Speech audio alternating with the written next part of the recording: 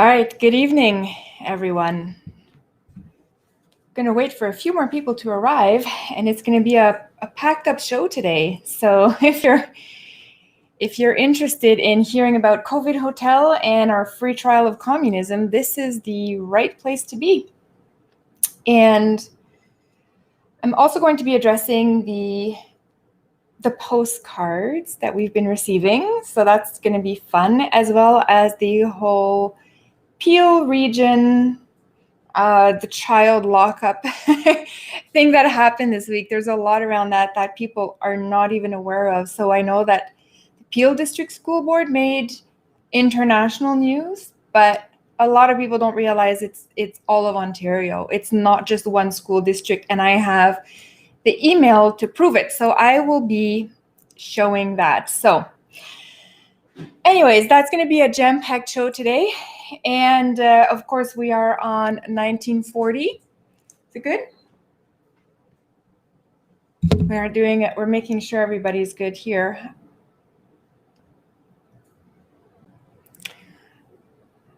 I'm streaming on both YouTube and DLive, so I'm hoping that both can hear me. Yeah, it looks like both are active. So Rainy Steps, how's it going? Hi. Yeah, so we're at 1940 today, guys, and that's going to be pretty intense because, yeah, it's a lot of the measures that we're going through right now. You guys are going to see. It's going to be super interesting. But I tried to calm down before the stream because I was last week I was pretty out of breath for like 30% of the stream, and I only managed to calm down at the end, and I'm trying to be a little bit more chilled out, but without doing drugs. But somebody said I should have some tea with honey. So I actually have some right here, right behind here. I have tea with honey, and I have, of course, water with lime in it. So hopefully that my throat will be, my voice will carry out throughout the whole stream, and and it won't give out. Honestly, guys, I don't know how people do 4-hour radio shows and they just talk the whole time. So it's just, I have no idea, because I can barely make it through 45 minutes. So yeah, I'm going to try to remain calm throughout this whole stream and show you stuff. So anyways, why don't we start with the postcards? So have you guys heard about that? The postcards we all got? Have you started getting some? If you're in Canada, the Canadian government has decided in its infinite wisdom that during a time where people have lost their jobs because the government said they can't work. Well, now they've decided, okay, cool. We are going to spend about $13 million on creating a really ugly postcard that we're going to give one per household, and then they can actually mail it out to somebody they love to remind them via snail mail that they love them or they want to say hello, or so. It's garbage, just complete garbage. So we will start with that today, and I'm going to show you. I don't know if have you guys received your cards yet? I have it right here. I have mine right here. This thing, Wishing I Were There. That's the title I picked today. And by the way, wishing I was back in 1994 when Canada was a really nice place to live. That's what I was wishing. Can this card transport me back in time? Probably not, eh? But anyways, I'll show you the article that the CBC, of course, wrote. The propaganda arm of the government is writing because they're super excited about this and they think it's a great thing. Completely tone deaf, have no idea that they could not even predict that people would be upset about that. So anyways, so yeah, and I'm just going to say a couple hellos in the chat there. I see Jouad White. Sissy, you have to tell me if I'm saying your name wrong. Last time I was corrected by somebody else who said that I was saying Jesus' name wrong. Apparently I'm supposed to say Jesus. But I'm not Spanish, so sorry.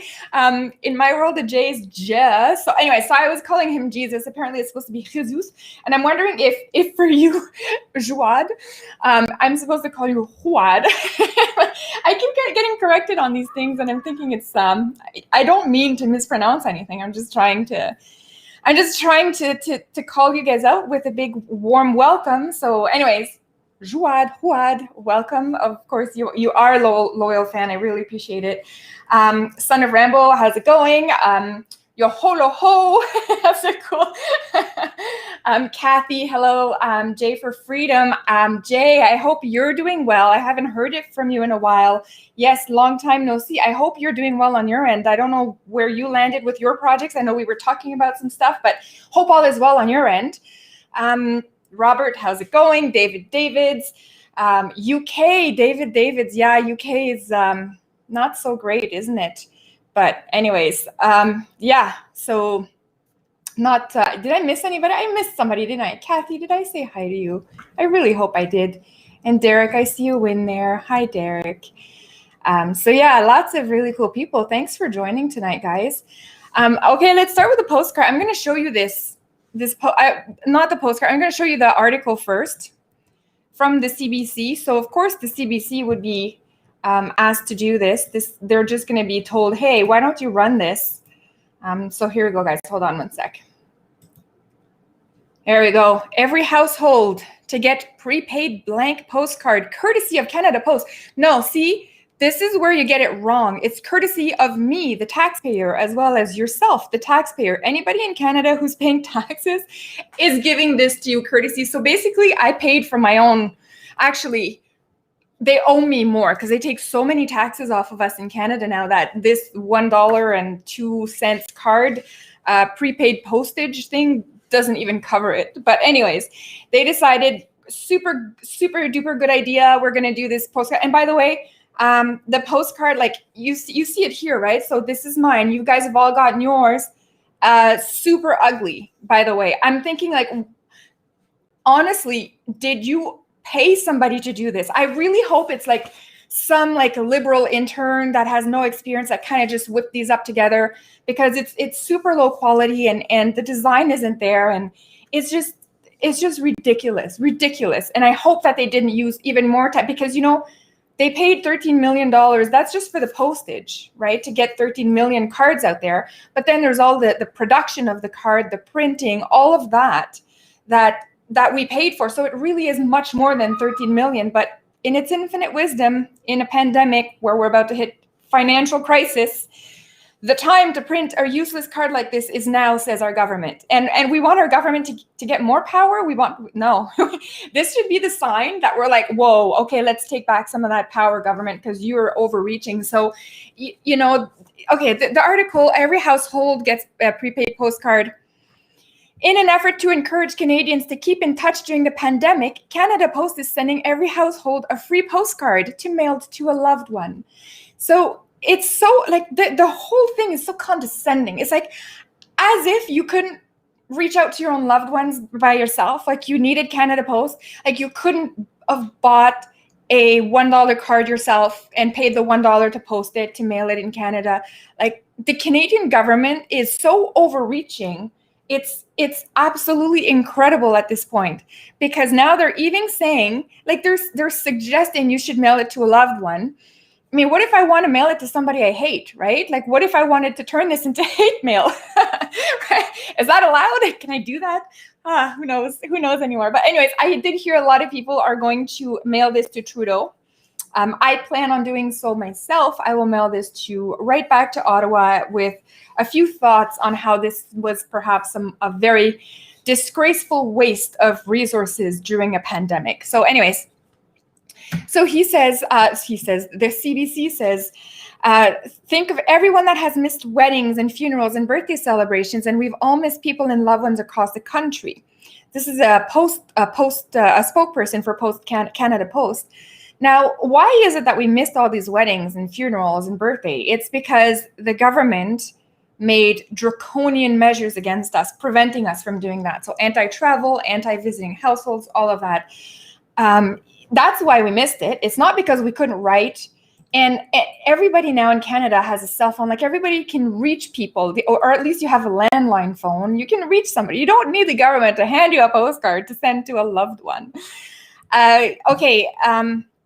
Here are a few of the models. This is the model that I was so lucky to get. And there's a couple more models. Oh, nice green, perfect. And a bit of red. Oh, a smiley face, so original. I really hope an intern did this and we didn't like pay a marketing company 30 grand or some crap like that to actually come up with this piece of garbage. Okay. Now it gets interesting because if you read this article, you're like, at first, assume you're brainwashed. Like sometimes you have to put yourself in the mind of people who are not red pilled, because not everybody has their eyes open at this point, right? And I don't think we should mock people. Like if you're just a normal, like I shouldn't say normal because that's probably racist. If you're just a Canadian going about your day, doing your day-to-day job and then feeding your family at night and putting your kids to bed, and then you're exhausted and you just want to watch like Desperate Housewives or football at the end of the day, you don't have time to watch the politics the way I do. I'm slightly obsessed with politics, so I kind of follow all of that. But if you don't want to follow, you wouldn't know. But this article is actually really interesting because it has the potential to actually red pill a few people who didn't realize that this was a propaganda piece. So it's also self-serving. So I'll show you why. So, and let me see the part that says that. So here we go.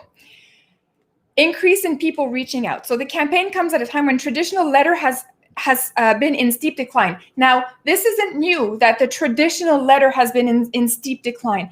It's been in steep decline for about 14, 15 years now because of the internet. Normal, right? So people don't send out letters, you send out emails, and only a handful of people really like to do letters. But I cannot, like, even the cards at Christmas, I barely receive any anymore because people send that now via Instagram, or they don't send stuff out. So only a small percent still like use actual mail to write a letter to somebody. But for the most part, people use email. So it's been in steep decline for such a long time. This is ridiculous that they're bringing this up at this point. But here's the red pill part for people who may not have realized this was propaganda. So they say that the number of letter and paper bills sent to people's home fell by 55% since 2006. So this is what I was saying. It's been in decline for 15 years.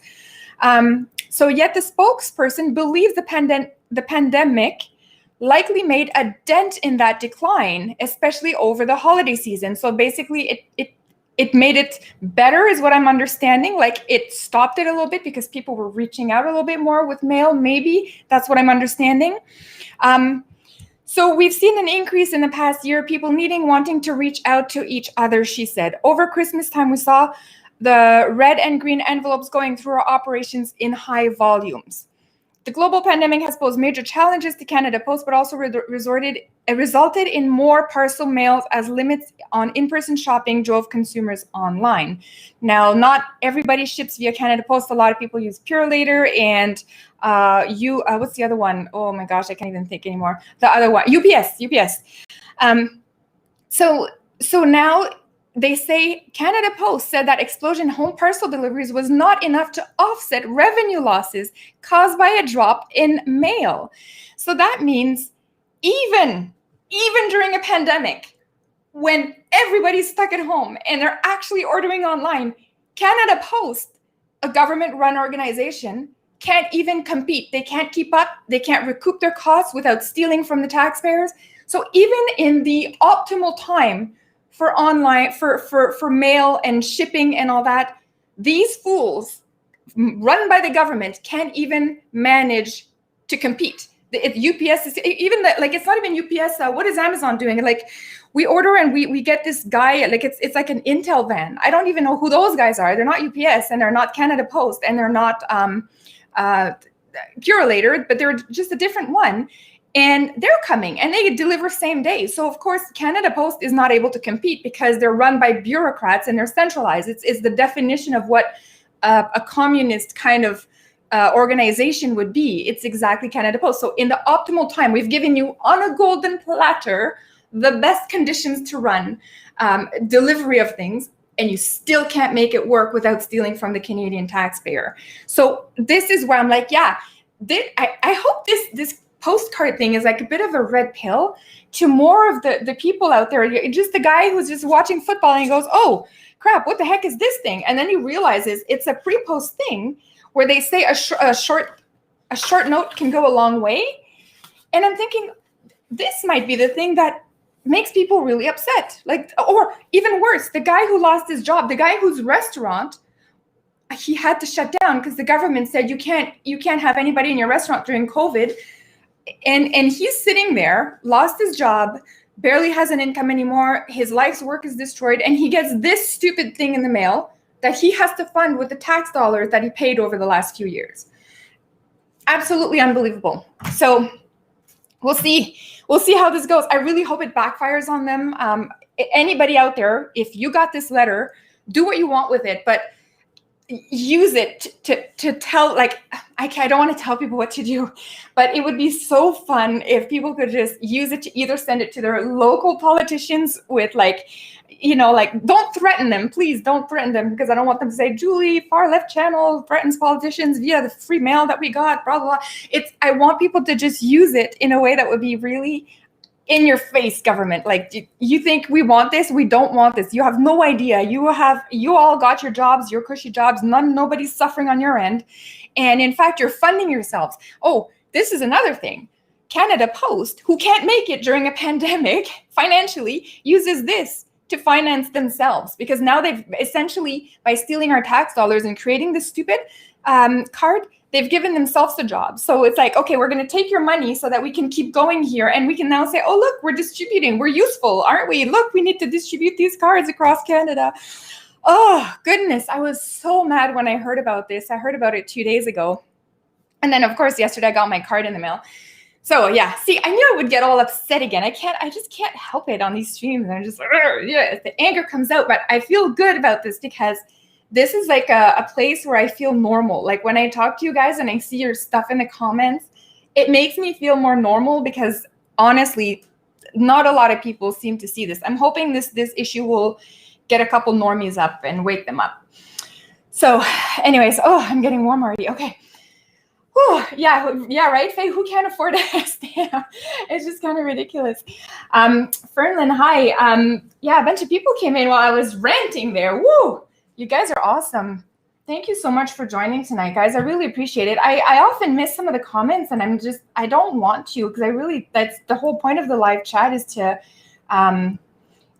kind of interact with you guys. And last week, I kind of sucked at it. I kind of like just did my thing, and I couldn't even, stop for a few minutes. And then I was realizing, oh man, I should have chatted a little bit more with the chat, or else what's the point of doing a live chat? I could just do like before and do my videos and post them online. But anyways, the David, I see you in the chat. Just David, I should say. How's it going? Tasaniko. I know we're supposed to say Saniko, but Tasaniko just sounds so much cooler. Son of Rambo, I already saw you, Son of Rambo.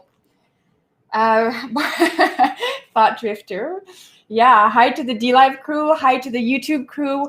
We're going to stay on all the platforms as long as we can. I heard Odyssey started live streaming, so I don't have a wide following on Odyssey just yet. So I'm going to stick to these channels where I know you guys are all hanging out and can find me easily. But just so you know, if I ever get kicked off somewhere, I'll end up live streaming on there too. I'll keep this party going. So yeah, no cell phone, for you, your dog's news. Yeah, it's then you have to use a landline. Or you know what, I would rather than using Canada Post, I think I'd rather like use a pigeon, like tie a note to a pigeon, or so anything not to use the government services, to be quite honest. But anyways, so yeah, I think I've caught up to the chat. Awesome, guys. Ferlin, I see you there. Hey. And yeah, I think Nicole. Oh, Nicole, you removed your own comment. That's hilarious. That's the kind of stuff I would do too. You accidentally clicked. I was in a meeting the other day at work, and it's a Zoom meeting, and somebody started talking, and asked me a question, and I meant to take myself off of mute. I was the host, but I accidentally started muting somebody, and then it muted and it disappeared. And then instead of like making things better, I just kept muting. So I literally muted like 4 people of the meeting. And I was like, oh my God, I'm so sorry, guys. I don't know how to unmute you. Can you all unmute yourselves? It was like such a disaster. So Nicole, exactly the kind of stuff that I do too. So no problem. Yeah, send the card to the PM. Philip Cockrem, how's it going? Stellar, hello. Derek, there's a few Dereks in there now. Okay, so yes, send your cards there. Send your card to Trudeau or your local government, wherever the heck you want to do. But just don't, like, if you love someone, don't send them this. It's not for a loved one. That's for a government official that you don't really like. Anyways, okay. Let me move on to something else that I have on the agenda today. I have Hotel COVID. We're going to talk about Hotel COVID today. Hotel COVID is those hotels that are all around Canada now. UK, you guys probably have some too. Australia. So Hotel COVID is you have to look at those places. It's those hotels they're using near the airports to house people that they're basically abducting. Government sanctioned abductions of citizens returning home that have to go into these internment camps and wait 3 days until they get tested. And if they test negative, they have to stay for the whole 10 or 14 days. I can't remember. So the reason I don't want to talk about like the Rebel News, all those guys are doing such a good job investigating what's going on in there. I'm not going to talk about all of the like people being brought there and all that. What I want to talk about is this is an example of communism. So communism the way it always starts is it takes from the free market. So it takes in a capitalist environment, it'll take over something. Then for a few weeks, year maybe, stuff goes relatively well because you still have money that you're running on. But eventually, because of the centralized government, they're not able to properly manage anything, especially not at a local level. And the orders are coming all the way from the top. So the orders would come from Ottawa for a hotel in BC or a hotel in Toronto or Montreal. So they're basically unable to coordinate. Central planning just fails all the time. So this is an example of you have to look at it as our free trial of communism. It's our free micro communist regime that we're having here, where you can see in real time the effects if we were to ever implement this kind of stuff here. So, and it's already a failure. It took them what, 2 weeks? 2 weeks, and they couldn't even do this anymore. So. And the reason is, so they took a hotel that was well run, that was clean, that was properly staffed. And what they've done with it is they've managed to take a successful business and run it into the ground in a matter of 2 weeks. So if that is not scary enough for you and you still think you want more communism, I can't help you, like if that's the kind of life you want, but it's an example. It's exactly what happens every time communists take over something. So you started, you had the nice rooms. Now they're not really changing stuff in the rooms, like the bedspread and all that. The food is a problem. So I'll show you something. I found something here. It's really interesting to me because I found an article where they are showing you the food. So this is Maclean's. Hold on, let me just share this here. Here we go. Okay, so Maclean's. This is a Maclean's article. And they're talking about the quarantine hotel chef who takes a bite out of COVID patients' loneliness. So, of course, propaganda, right? Propaganda. Maclean's wants you to believe that these hotels are like a mini vacation. We're not abducting people and putting them against their will into a locked-in facility. We're just putting them up in a hotel. And look, we're serving them delicious food. So this is what they're saying people are doing. And I'm not saying that it's not right. It's not true in every hotel. And maybe they do about 2 or 3 days. But in reality is far, far different than what is being portrayed in here. So here's where they're saying for Toronto Voluntary Isolation Center. So it's funny because just remember a few months ago, they said there's never going to be a quarantine hotel, like isolation facility. Right? Fake news. Look at this, quarantine hotel right in the title. It's unbelievable. But anyways, okay. People who are quarantined for 14 days, that's code for people who are locked up for 14 days. Right? Like they're like, oh, they're having a punishment. So let's look at the food as the reward. Yeah, of course it's a punishment. It's unbelievable this is happening in Canada. And here's what they're saying is showing up in people's rooms, right? So this is what they're saying. But if you pay attention to like non-mainstream media, you'll see a whole different story, and I'll show you. This is an example. You guys probably all saw this. The Trudeau meal. It's funny. It's been making the rounds on Twitter and Instagram. I think I even saw it on Facebook. But the Trudeau meal. So and it's this guy who said that he ordered it. It came late, so about 3 hours late, and it was cold by that time. And he opens it up, and he's filming himself opening it up. And this, the worst of all of this, is that this thing cost $47. So it's just completely crazy. So from this food, to this food is a major difference. And I think, maybe this is definitely embellishing everything, making sure that the masses stay calm. Don't worry, it's not, we're not crazy. We're not giving you terrible food. You won't have to wait for it. Look, we have a chef, right? You have a personal chef if you come to this resort quarantine hotel. But the reality seems to be this. Now, this might be an extreme situation, but I would doubt that the food is like really good in this. I would doubt it because there's no incentive. See, this is the thing. In communism, there's no incentive to work. So when you're a chef at a quarantine hotel, there's no incentive for you to make the food good, which is why I believe it is very possible that the meals look like this here. Because what are they going to do? Complain? So what? They complain. They're going to send it back. They're not going to get anything else. They kind of have to eat it. So this is how it operates under a more socialist regime, like socialist and communist, right? If you're in the free market, you would have to make sure the food is good. If your food is late in the free market, the consumer is going to go somewhere else after. They're not going to order from you again. So you better get it right. You have to be on time. It has to be delicious. And it has to be worth the money that you're paying for it. But this is a direct example. What happens in communist world, no incentive. So the chef probably was motivated the first or second day. But by the third day, he's like, who cares? Who cares if the carrot fell on the ground? Just put it back in the plate. Like, there is no incentive. There's no incentive. So I think the truth lies a little bit between the two worlds, where the beautiful world of McLean, where you're at a resort, and the terrible, terrible Instagram, feeds of it's awful. I believe that it's leaning more towards the awful, though, simply because I understand how these regimes work. So I believe it. Maybe not all hotel food is like this for the quarantine, but much of it is, and it's late, and it's cold, and it's going to be like that for anything you need when you're in a quarantine hotel. No incentive. Nobody's going to help you. They don't care. Just do your time and go, right? So it's the same kind of, like, I've heard people say prisons are actually nicer. I can totally believe it.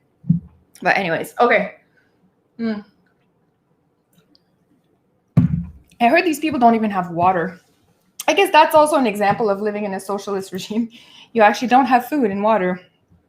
It's horrible. But anyways, okay. So that is it. I'm just going to make sure that I've covered everything in the food world. Hopefully I didn't derail your dinner seeing that awful meal on the screen. It is pretty freaking terrible. I'm going to admit that. So Point Fire, hello. Yeah, 14. Yeah, Toronto School claim. Yeah, 8 Point Fire. I'm going to get to that. That's the next thing I have on my agenda. And I'm going to speak from personal experience because I am in Ontario, but I'm not in Peel. So actually, that's a really nice transition in there. Thank you, Point Fire. Mwah! I'm going to go right into that. Here we go. I'm going to show you this. So you guys have probably heard about this. This made international news this week. Am I sharing it? I'm not sharing it. Jules, come on, share your screen. Okay, there we go. Now you can see it. Peel region. So they had a flyer that they were trying to distribute to kids, to parents' kids when they're at school. Now let's check out this flyer. Right? It might be a little bit small here, but we're gonna get through this. See, I'm already warm. I have to get undressed. I have to derobe. Whew, okay, let's go. All right. The child must self-isolate, which means separate bedroom, eat in a separate room apart from others, separate bathroom if possible. Yeah, because we're all rich. We all live in a mansion with a separate bathroom. And if the child must leave their room, they should wear a mask. Oh my God. Okay. So rightfully, the parents were like, we're not taking this flyer. You guys are out of your minds. And then people started leaking this. And I think it made, so I've seen like people in the UK report on this. I've seen people in the US. There's a big YouTuber here in Canada, David, what's his channel? Viva Fry. He made a video about this. But everybody says this is the Peel District School Board. And I only leave it at that. But I have proof that it is far worse than what we thought. And I'm going to show that to you guys right now. So, okay, this here is an email that I got because I have kids in 3 different schools here. And I can't say where I am. Maybe some people can decipher from this, but I'm not going to explicitly say where I am. But I am in Ontario, but not Toronto, not Peel, like not that area. So it says here, this is what we got. Effective February 22nd, 2021, under the direction of the Ministry of Education, staff and students are required to stay home from school or childcare if anyone in their household develops a single symptom of COVID. So this is not Peel. They said if somebody in your class tests positive with COVID, you must stay home. This is even worse. This is if there's even a single symptom of COVID. COVID, like headache. Headache is a symptom of COVID. A slight cough, a fever, disorientation, fatigue. Like you could have too much wine one night, wake up next headache, and according to these guidelines, a symptom of COVID. Therefore, you must do these following steps here. Return to school. If the symptomatic individual tests negative for COVID-19 or receive an alternative diagnosis by a healthcare professional, the symptomatic individual and all other household contacts can return to school. This is de facto introducing mandatory testing. Mandatory testing, it's very covert, right? It's very like sneaky sneak. We're not going to say it out loud. That's going to be the next step. But this is de facto mandatory testing. You want to be in school, you get a COVID test. The alternative is an alternative diagnosis. So you expect me to take my kid to the doctor because he has a headache, which is a symptom of COVID, and then I'm supposed to get an alternate. What is she going to say, the doctor? Like, what is she going to say? Is she going to force a test on me? Like, I'm a little bit scared to go to my doctor because what if she says, well, you now that you're here, you should get a test. Can I say no? And what if I say no? There's no alternative diagnosis. I don't know what's going to happen with this whole thing. But anyways, so how do you get alternative diagnosis by a healthcare professional? I don't know, like unless maybe if you have like every March you sneeze and you get some kind of a allergy and sneezing is a symptom of COVID, maybe that's where you can get, I have no idea how this works, but it's absolutely crazy. So if you get that, you can return to school. Now check out what happens if the symptomatic individual tests positive or does not get tested. In those cases, the symptomatic individual must isolate, including for household members, for 10 days from symptom onset. So you have one symptom of COVID, which could be a symptom of about 10,000 other problems, from allergies to over drinking. And they're saying this now, must isolate, including from household members. They said it. This is the same thing that all the people in Peel were all upset about. Why the people in my region are not all upset about it, I don't know. This was less in your face than Peel. Peel was a brochure, like a pamphlet that they distributed at school. In my situation, it was an email that we got. But can you imagine? So now you have your kid who goes to the school, and he says he happens to say to a teacher, he's 6 years old, I'm going to give you a real life example, happens to say to the teacher, I have a tummy ache. And this is like the kid literally ate too much candy or some stupid thing like that, right? And tummy ache happens to be a freaking COVID symptom. So now I am in a position where I either have to go, according to the government, according to the school board, that we must do this. And there's the word must in there somewhere. But anyways, I'm in a position now where I either get a test and prove it's not COVID, or I stay home, keep my kid at home, isolating my kid from other household members for 10 days from symptom onset. Like when I read this, I was just in complete disbelief. I could not even believe that this was a reality right now. That so healthy people that we don't even know if they have COVID, if you just happen to not want to get tested, now you're in lockdown for 10 days.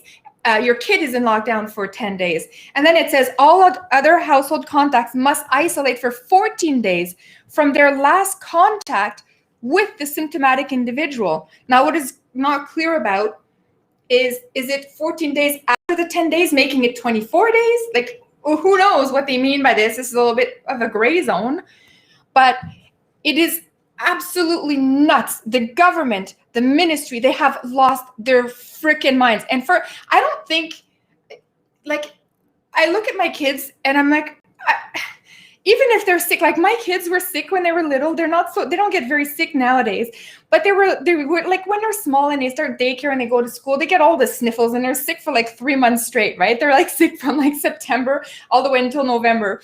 So my kids, I can't imagine as a mom having to say to my kid, all right, look, buddy, you're going to be in your room for 10 days and I'm going to sneak some food in the room. I'm not going to be there to help you too much, so good luck. Like, my kids were sick, like, they would be on me. I would have, like, I know it's just gross, but I'd have, like, their boogers, they'd sneeze all over me. Like, but that's what I want to do as a mother. I want to nurture them, take care of them when they're sick. Like, that is the last time I would want to put my kid in isolation, is when they're sick. Like, my kid could have, like, the Black Death pest. What is that? Is it Black Death in English? I think it is. The plague. My kid could have that, and they could have any really terrible, life-threatening. I would never put them in a room. I would be there, and if I die because I'm helping them, then so be it. Like, but I would never look at my child and say, "All right, guy, you're in your room. You're on your own. Good luck. Here's a mask if you need to use the washroom." Like, they have lost their mind. Good on you for the Peel parents for freaking out on the government and making them retract. They had to do their retraction, which was actually pretty funny. So this is a retraction. Anyone exposed is directed to self-isolate away from others. This includes children, right? This is what they were saying.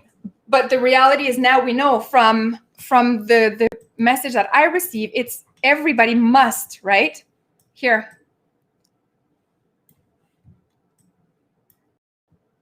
Trying to look for must. There's a must somewhere. Are required. There it is. Are required to stay home, right?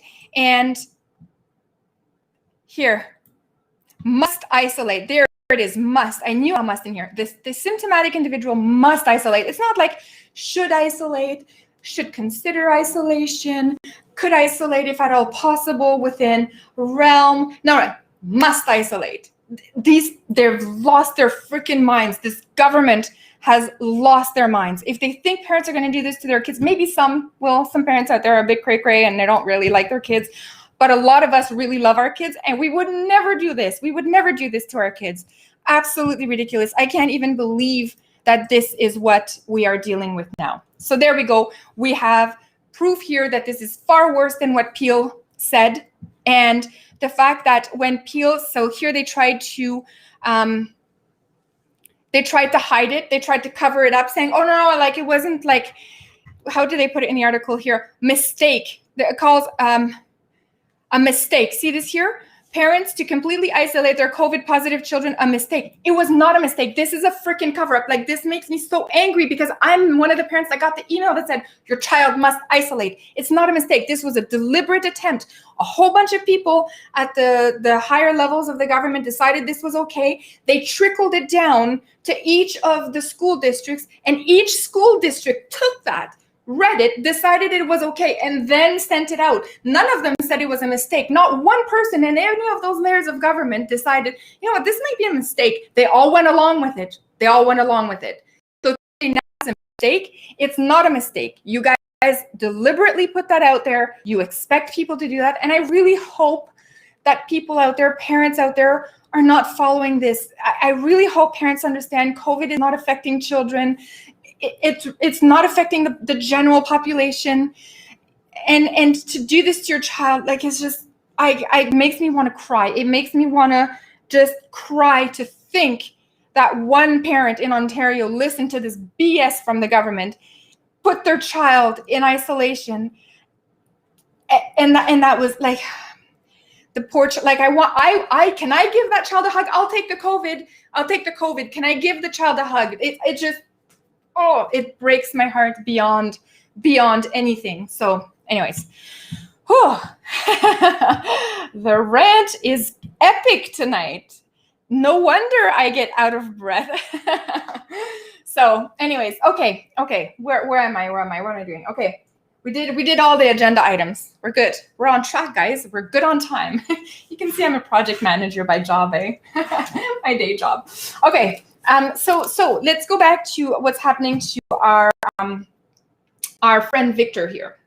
So actually, maybe I'm going to use this card to tell my government, my Doug Ford government in Ontario, that was not a mistake, and those people are insane. But anyways, okay. So our book that we've been reading. So we've been following the story of Victor, who is married to Eva. Victor is a Jewish professor who lives in Germany in the 30s and 40s, and his wife is not Jewish. She's considered to be by the Nazi government an Aryan. And we've kind of been following his story along according to how he's been reporting it. And we're at 1940 now. So 1940 is essentially, he's getting kicked out of his house. So we learned that at the end of 1939. All Jews are kind of being, if they're not deported to an actual camp, they're being put in where they are, and they're put in what they were calling Jewish homes, Jewish houses. So he's evicted from his house, and he has to either rent it or sell it. But the problem is he's not allowed to pick the renter, and he's not allowed to sell it to whoever he wants. He has to go along with whatever one of the Nazi party members is going to recommend for who moves into his house. Here, I have a few excerpts here for you guys tonight. I hope you guys are also super mad about that Peel stuff. You guys have heard about that, eh? I keep, like, honestly, that's been, like, I've been so upset since I got that stupid email. But then when I heard the Peel parents revolted against it, I really hope a lot of people are going to revolt. I hope that it's not just a one-time thing. We should stand up. Okay. 328. Come on. Can't even read tonight. All right. Okay. So one of the things that is changing in 1940 is that there are increased prison sentences. So now every day there are prison sentences for listening to enemy broadcasts. And the reason they're given in Germany is that the nation must be protected from the subversive poison of lies. So this is what Twitter's doing right now.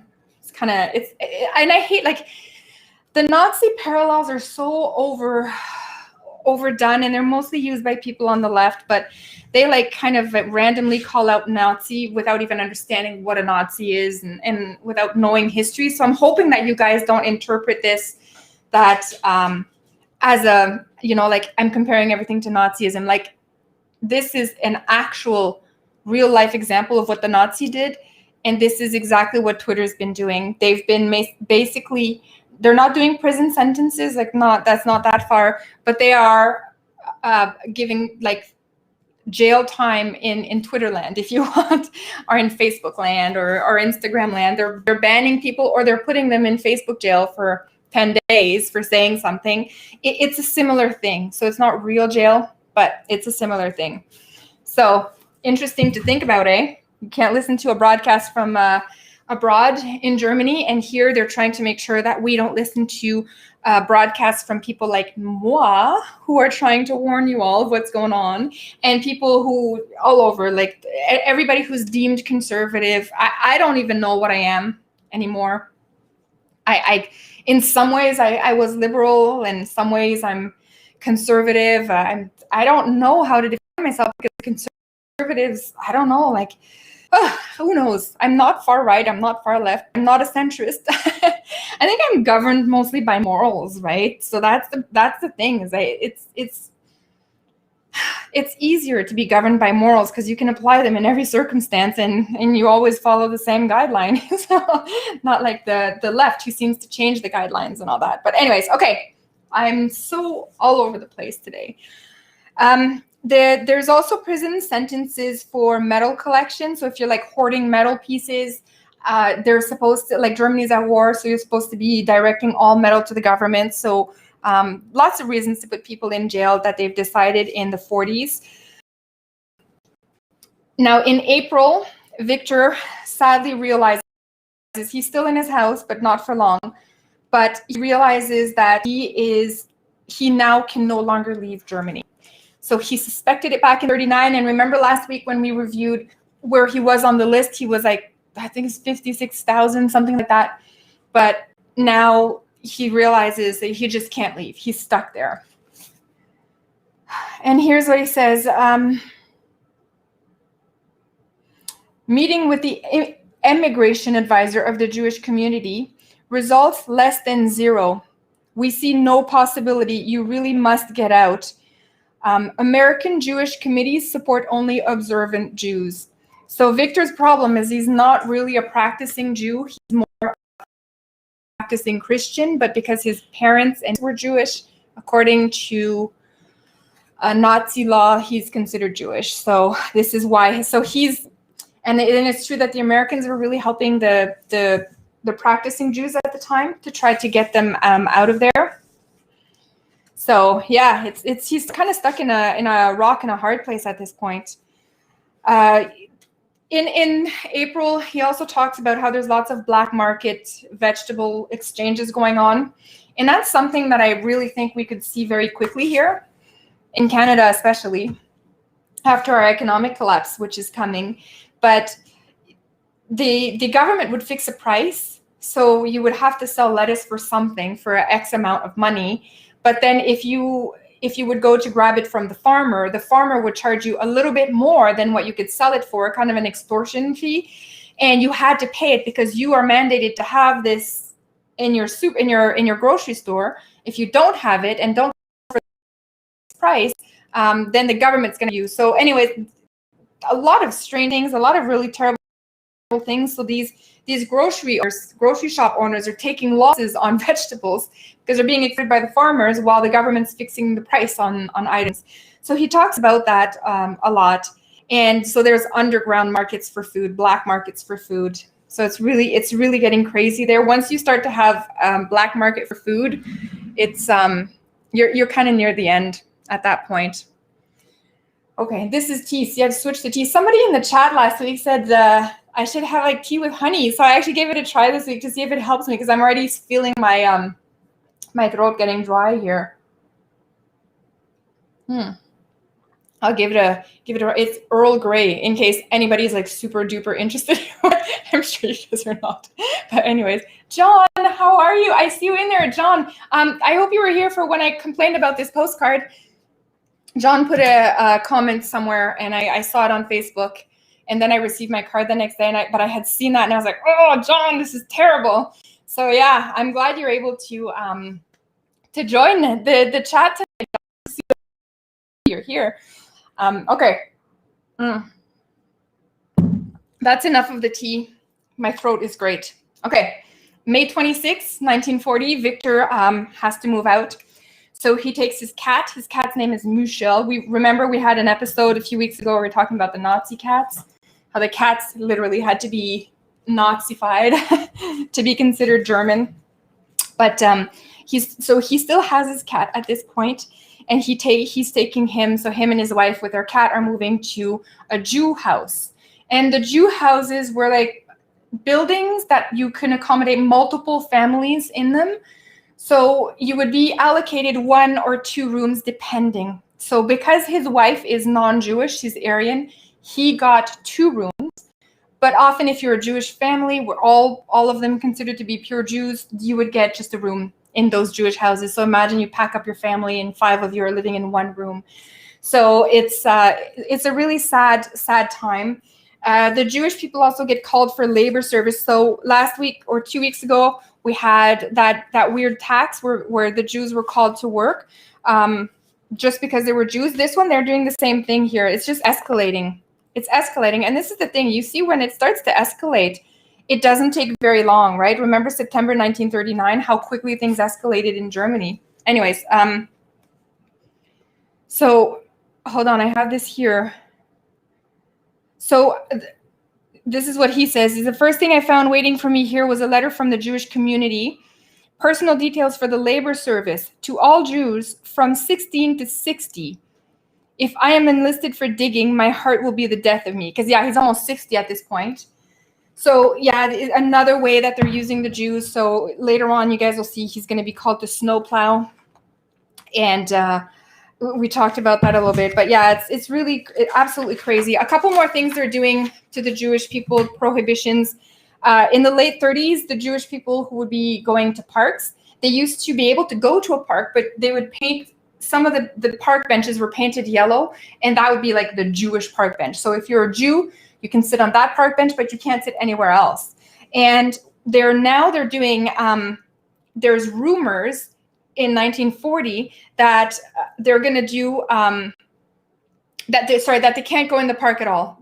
Not rumors, sorry. The rumors is about the yellow armband. But in 1940, it's decreed now Jews can't even go in the park at all. They have a 9 p.m. curfew. Who has a curfew now? Montreal? Any Montrealers in the chat? You all have a curfew, right? You're going on what week? Week 5, 6 of your 2-week curfew, 3-week curfew, whatever it was. Yeah, you guys have a curfew. Same measure is applied here. So anyways, so yeah, they have the curfew. Now, a lot of people are putting pressure on Eva to divorce Victor, because if they get a divorce, she's not stuck listening to or being stuck with all these Jewish clauses being pushed on her. So she would be able to get out of the Jew house and things like that. But good for her. She's stuck by her husband. I love that woman. She's stuck by her man.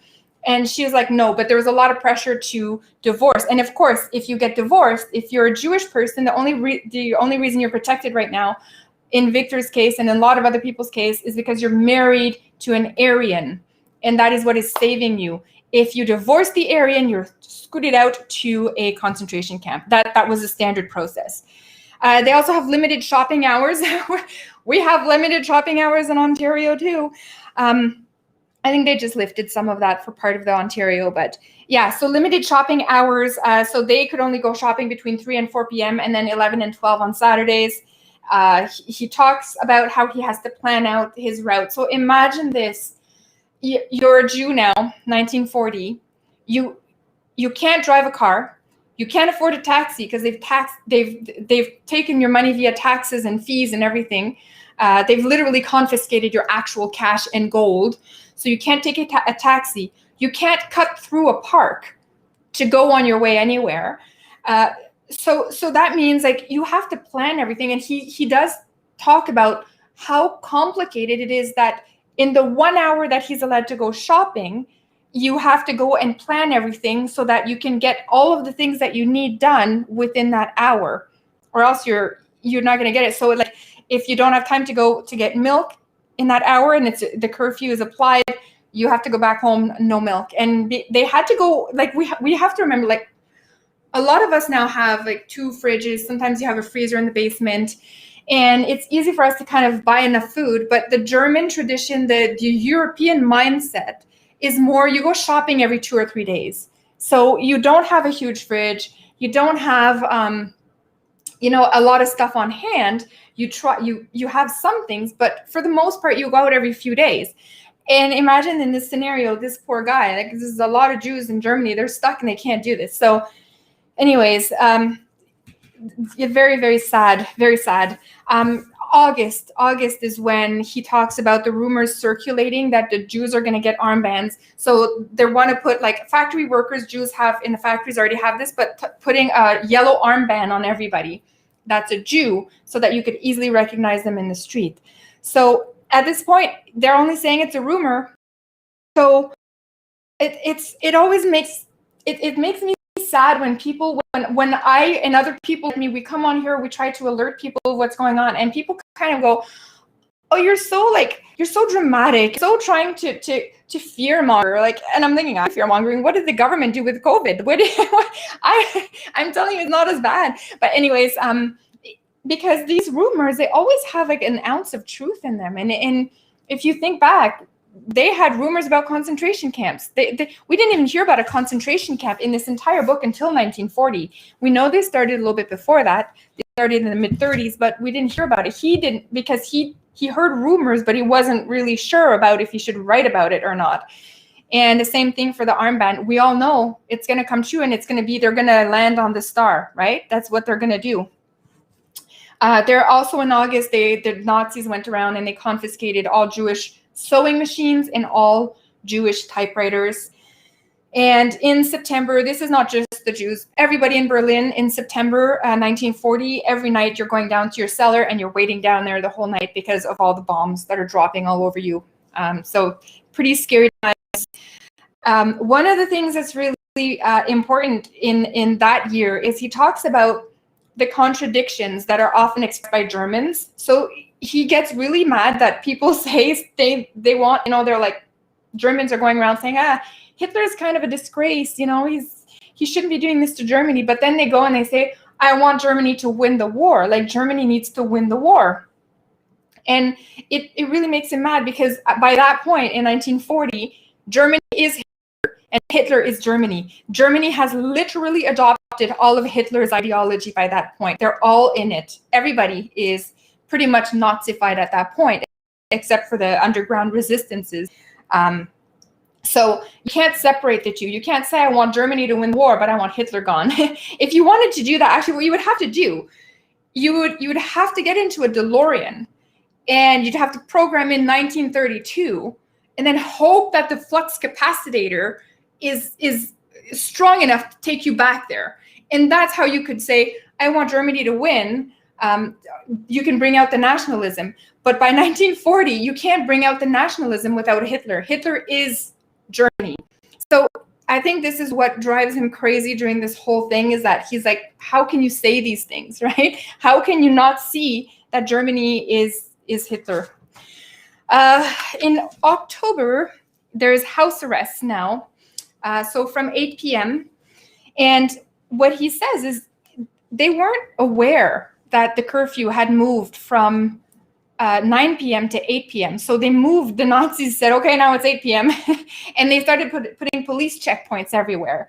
So they were out walking, because what else are they going to do? They live in a small two-room apartment. So they're going out and walking a lot. And one time they came back a bit late, and they didn't realize that it was 8 p.m. And they thought, wow, we legit could have been in a concentration camp for walking out past 8 o'clock. So they learned at that point that that's when the curfews were. So it's kind of like our changing goalposts. You start with weeks, it becomes a year. It's the same kind of idea. All of these things have been done before, and it's mind-boggling to me that we accept it. That we accept that the government's like, yeah, you're going to be in a curfew. Yeah, your business is going to be closed. Your kids need to be tested to be back to school, or else you're going to leave them in isolation for 10 days by themselves. It's absolutely unbelievable that these measures have been done before by Nazis, and people don't see it or don't realize it, right? In November, he's reporting, this is good news, finally, good news out of Victor, because it's been a tough ride.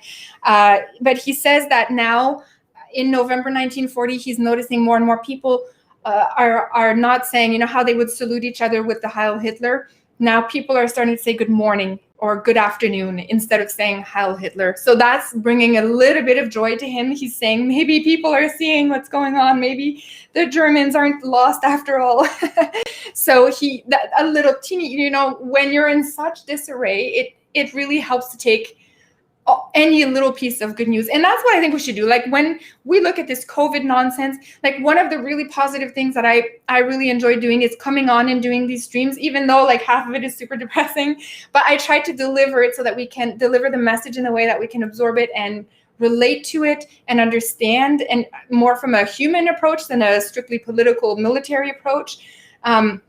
And a lot of other people are doing it. So it's not like I'm trying to make it so that it's not all gloom all the time.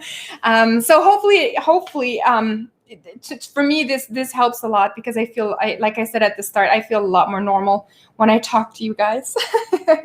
But yeah, it's the small victories, right? The small elements sometimes make it easier to absorb the bigger problem. Okay, so by December 1940, Victor reports that the confinement has become more extreme. So it went from no Jews in the street after 9 p.m. Then it became no Jews in the street after 8 p.m. And then it became no Jews allowed out of their room after 8 p.m.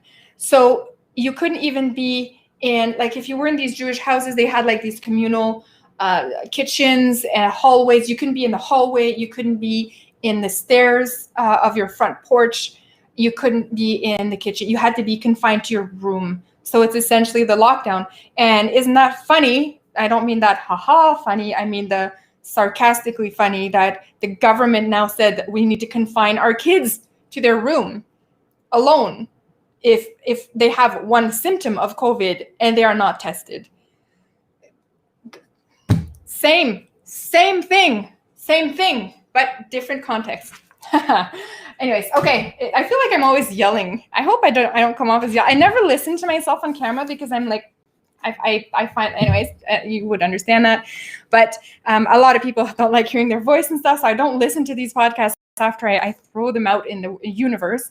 I only listen to them if I have to edit them for clips that I take. So I hope that the voice stayed fine throughout. But anyways, yeah, so that's what I'm going to do. I'm going to take some of the clips from the video tonight, and I'm going to cut them up, and I'm going to throw them on Rumble and Odyssey and BitChute and all those fun places. And then that way it'll be like for people who don't like the more live stream format, they can actually catch this in smaller snippets, right? So I made it through another 1 hour talking here. But yeah, so it's crazy times. Michael Buck, hello. You and I have been disagreeing a few things. I still love you, Michael. I still love you, but I think we disagree on a few things, and it's fine. It's fine. I encourage people to yell at me in a polite way, because I may not be right about stuff. I mean, I'm not like a left wing person who needs to be right all the time. I definitely love having discussions, and Michael and I have been having a lot of discussions recently, and I don't think we agree on everything, but it's fun that we can stay super friendly. So awesome. I don't know where this is gonna go. Every week I come on here and it seems to be further escalated. It feels like we are on an accelerated path towards crazy town. And I'm not sure how to stop it, to be quite honest. Texas decided not to wear masks anymore, so that's kind of cool. That's another good news. Maybe I should start finding good news items to finish off the stream on. I like Texas. I've always liked Texas, but they decided to. They've decided to kill the mask, which is fantastic. I hope it works out well for them. I don't think that it didn't do anything. The masks don't really do anything anymore except for appease people thinking that it's doing something. It's like a psychological mask. It's like thinking you're going to be okay when in reality it does nothing. It's like putting a Band-Aid when you got the stab wound or something, right? That's not the right thing.